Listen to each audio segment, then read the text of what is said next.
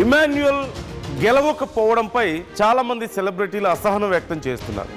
గెలవడం అటు ఉంచితే కనీసం టాప్ 3లో కూడా లేడు అంటూ చాలామంది ఆవేదన వ్యక్తం చేస్తున్నారు.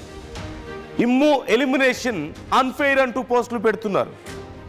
కష్టపడిన వారికి బిగ్ బాస్లో వాల్యూ ఉండదని, తగిన ఫలితం రాదంటూ మరోసారి రుజువైందంటూ రోహిణి పోస్ట్ చేశారు. ఎంటర్టైనర్స్ కేవలం ఎంటర్టైన్ చేయడానికి మాత్రమేనని బిగ్ బాస్ నిరూపించిందంటూ ఇన్స్టాలో రోహిణి ఒక స్టోరీ పెట్టారు. ఇమాన్యుయల్కి అన్ని అర్హతలు ఉన్నాయి గెలవడానికి, కానీ ఎందుకని ఇమాన్యుయల్కి కనీసం టాప్ 3 కూడా ఎందుకు పంపించలేదు అంటూ చాలామంది చాలా సీరియస్గా రెస్పాండ్ అవుతున్నటువంటి పరిస్థితి కనిపిస్తోంది. ఈ నేపథ్యంలో అసలు ఎవరెవరు ఏమేమి అన్నారు, ఈ విషయం కేవలం వీళ్ళు మాత్రమే కాదు, చాలా రోజుల నుంచి నిన్న ఆర్టీవీ లైవ్ షోలో కూడా చాలామంది కాలర్స్ మాట్లాడారు. ఇమాన్యుయల్కి అన్యాయం జరిగింది అని చెప్పి అన్నారు.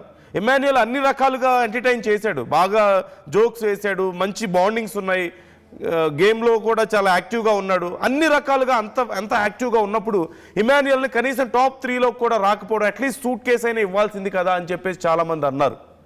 ఎందుకు ముందే బయటికి పంపించేశారు అన్నారు. అన్యాయం జరిగింది ఇమాన్యుయల్కి అనే పదాన్ని చాలామంది ఉపయోగించారు.